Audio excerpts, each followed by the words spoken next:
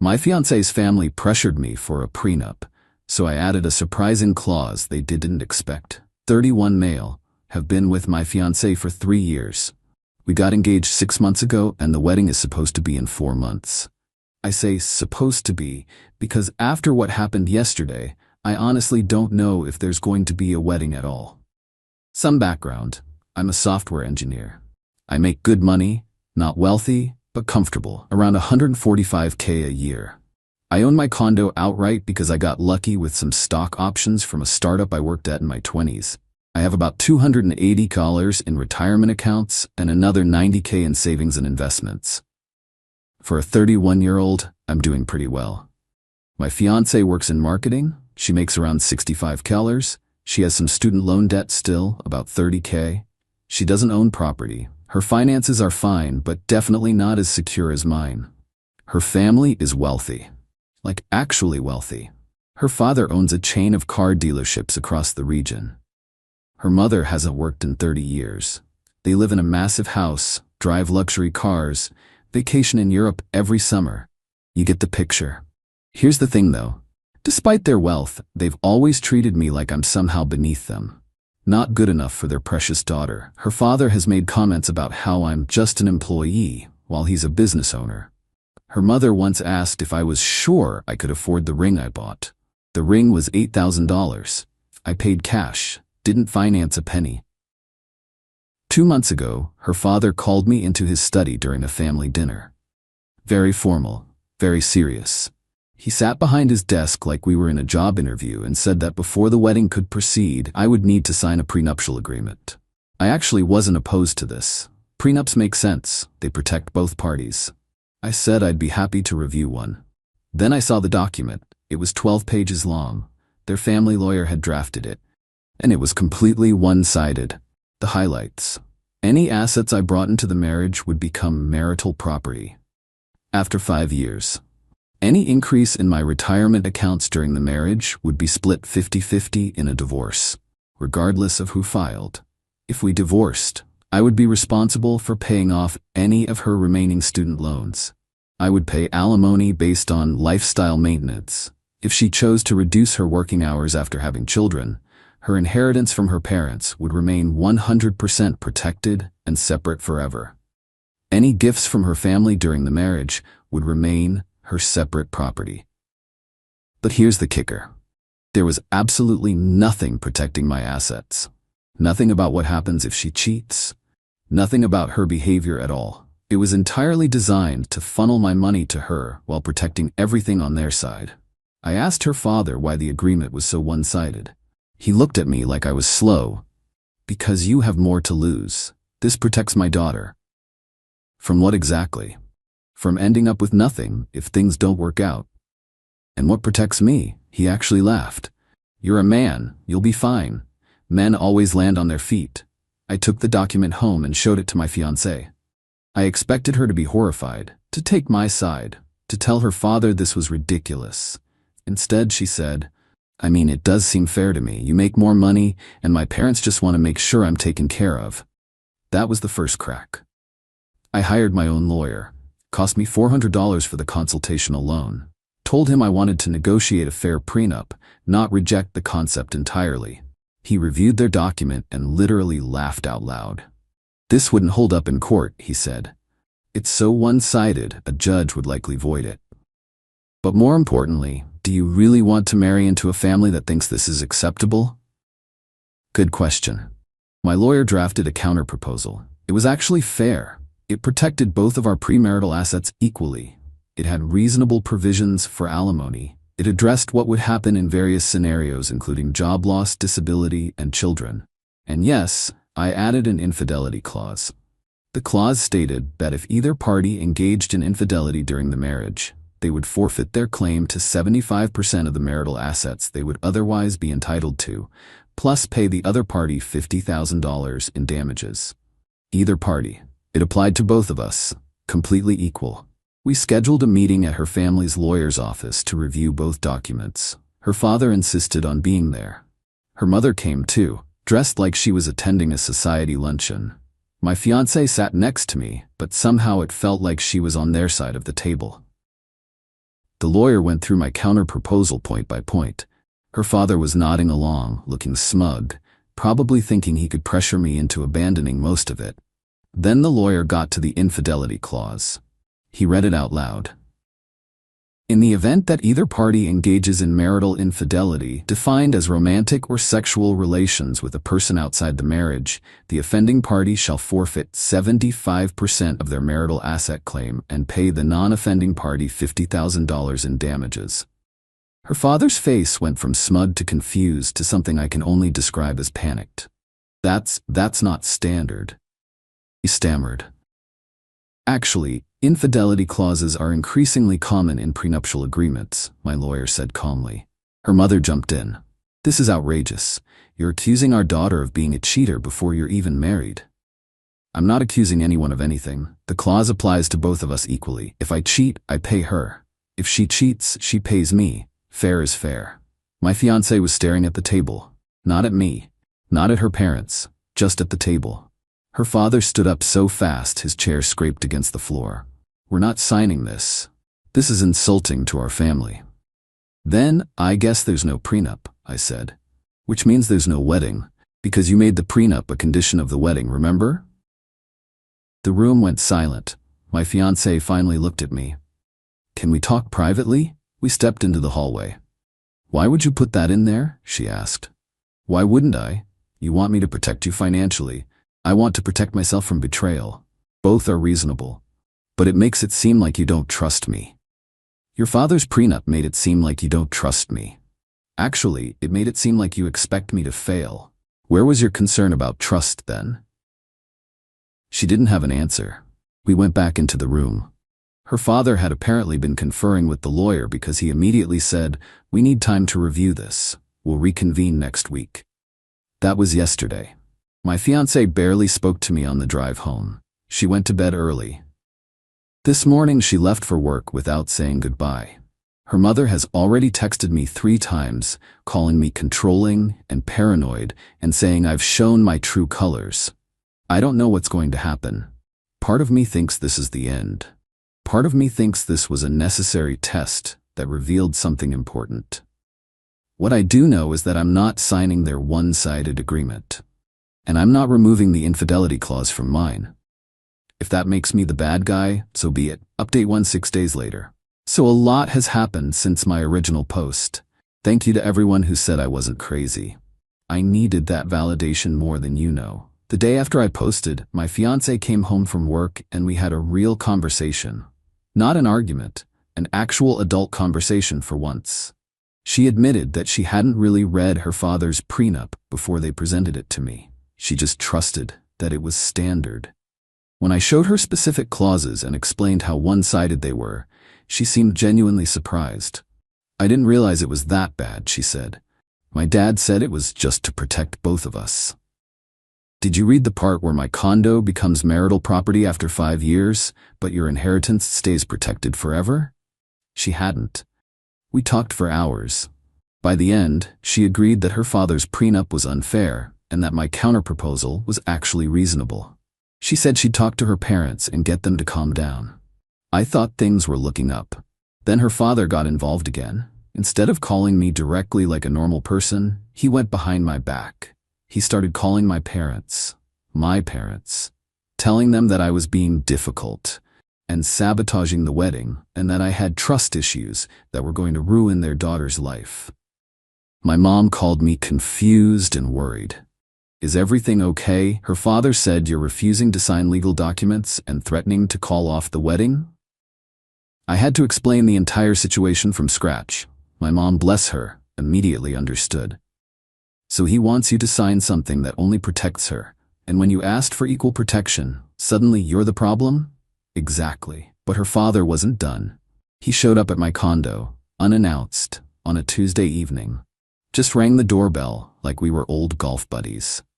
My fiancé wasn't home yet. It was just him and me. "I think we got off on the wrong foot," he said, trying to sound friendly. "I think you tried to get me to sign a document that would have financially destroyed me in a divorce." "That's not. Look, I'm just trying to protect my daughter." "From me specifically? What exactly do you think I'm going to do to her?" He didn't have a good answer for that. He stumbled over some words about just in case. And you never know what happens, and planning for the worst. Then he made an offer. What if we remove some of the clauses you objected to? We can make it more balanced. But you have to remove that infidelity thing. It's offensive to my family. Why? What do you mean why? It implies my daughter would cheat. It implies either of us could cheat. I'd be bound by the same clause. But you're a man. It's different. I actually laughed. How is it different? Because, he trailed off, because you think it's more likely she'll cheat than I will? His face went red. That's not what I said. Then why does the clause only bother you in one direction? He left shortly after that. Didn't get what he wanted. But here's where it gets interesting. That night, my fiancée came home acting weird. Jumpy. Kept checking her phone every few minutes. When I asked about her day, she gave one-word answers. I didn't snoop on her phone. I want to make that clear. But I did notice something. She'd been texting someone constantly. Every few minutes, her phone would light up. And every time it did, she'd angle the screen away from me. We'd been together 3 years. She'd never done that before. I decided to do something I'm not proud of. I pretended to fall asleep on the couch while watching TV. Around midnight, she went to the bathroom and left her phone on the charger in the bedroom. I looked. The messages were with her college roommate. Someone I'd met maybe twice at group dinners. The conversation was mostly venting about me, about the prenup situation, about how stressed she was. But there was one exchange that made my blood run cold. Her roommate, "Have you told him about what happened last year?" My fiancé, "No. And he can never find out. That's why my dad is so freaked out about the infidelity clause." Her roommate, "That's why?" Girl, my fiancé, "It was one time, and we weren't engaged yet. It doesn't count." Her roommate, "If it doesn't count, why are you so scared of him finding out?" My fiancé, "Because he'd leave me, and my dad would kill me for blowing this." I put the phone back exactly where I found it. I went back to the couch. I didn't sleep for the rest of the night. The next morning I acted completely normal. I needed time to think. So let me get this straight. Her father pushed an aggressive one-sided prenup. He freaked out specifically about the infidelity clause. And apparently something happened last year that would make that clause very relevant. I don't have proof of anything concrete, just a text conversation that could mean several things. But combined with her father's bizarre insistence that the infidelity clause was offensive, it paints a picture I don't like. I've contacted my lawyer again. I'm not confronting anyone yet. I need more information before I blow up my entire life. But I'm starting to think the prenup drama was never about protecting her from me. It was about protecting her from the consequences of something she already did. More updates when I have them. Update 2, 8 days later. Alright, here's everything. It's been over a week of hell, but I finally have the full picture, and this chapter is closed. After seeing those texts, I knew I needed more information before making any moves. I couldn't just accuse my fiancé of cheating based on a vague message about what happened last year. So I did some digging. Not proud of all of it, but here we are.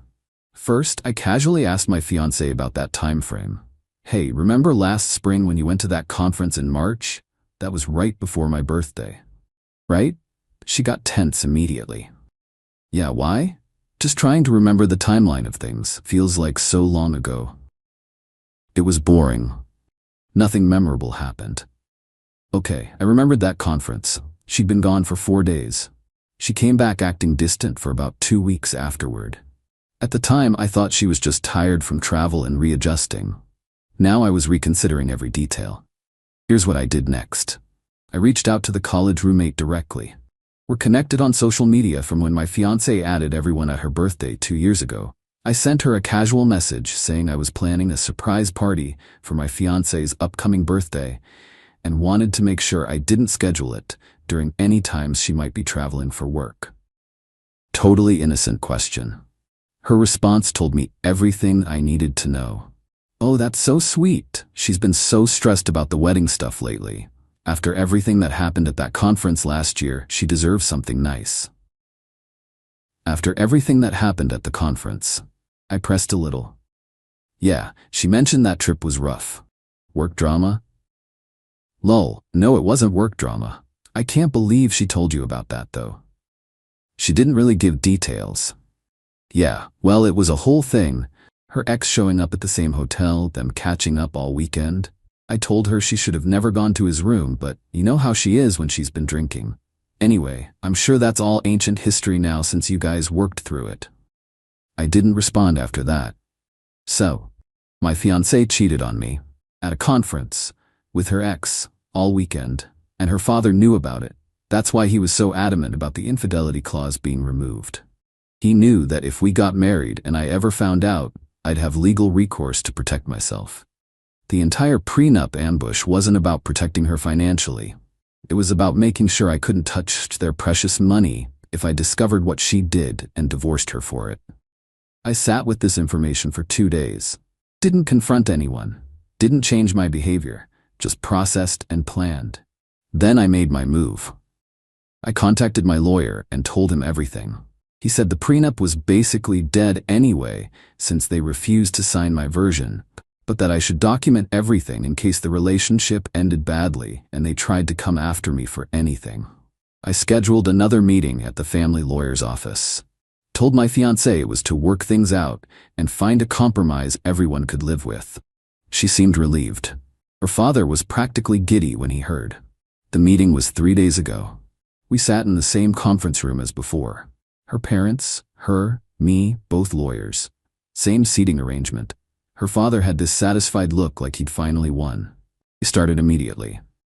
I'm glad you came to your senses. My lawyer has prepared a revised version that should work for everyone. The new prenup had removed some of the more egregious clauses, but still didn't have an infidelity provision. Still one-sided? Just less obviously so. I let the lawyer read through the whole thing. All 12 pages of the revised version. When he finished, everyone looked at me expectantly. Before I respond to this, I said calmly, I have a question. Of course, her father said, all smiles now. What happened at the conference last March? The room went dead silent. My fiancée's face drained of color. Her mother's smile froze. Her father's eyes went wide. I don't know what you're talking about, my fiancée said quickly. Really? Because your college roommate seemed to think it was common knowledge. Something about your ex showing up at the same hotel? You spending the weekend in his room? Ringing any bells? Her father stood up.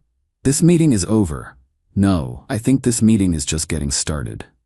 I stayed seated, completely calm.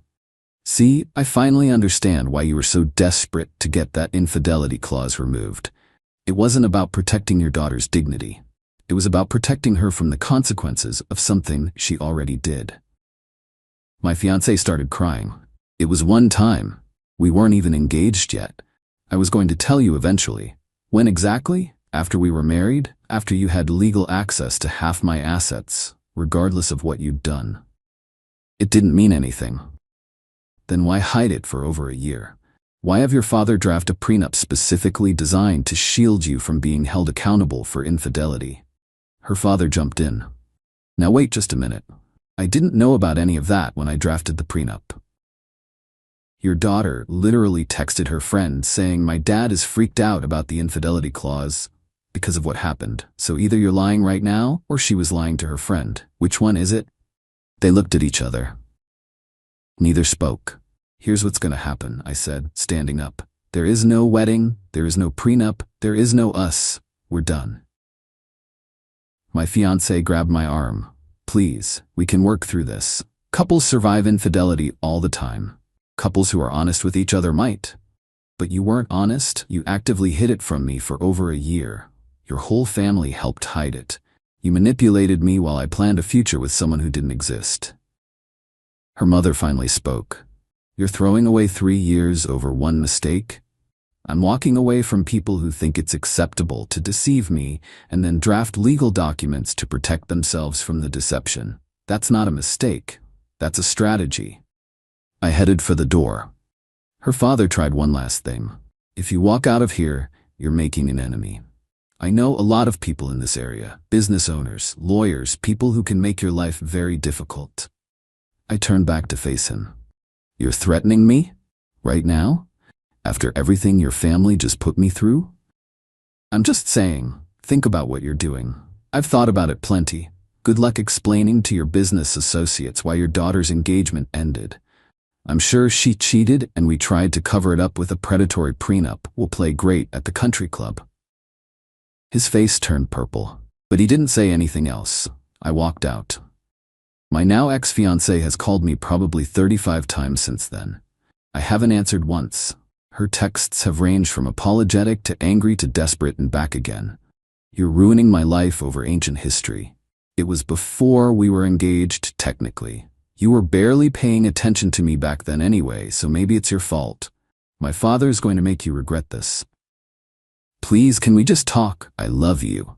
Classic. Somehow it's still my fault even though she's the one who cheated and lied about it for over a year. Her mother sent a long email about how I'm giving up on love over pride, and how every relationship has secrets, and how I'll regret this when you're alone at 40. I don't think I will. Here's where things stand now. I'm out. Completely.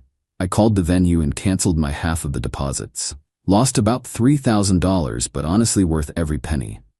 I've told my family the whole truth, and they're completely supportive. My mom said she never liked the way her father looked at me anyway.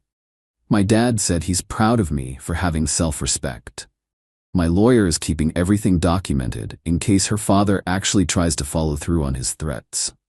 So far, it's been quiet on that front.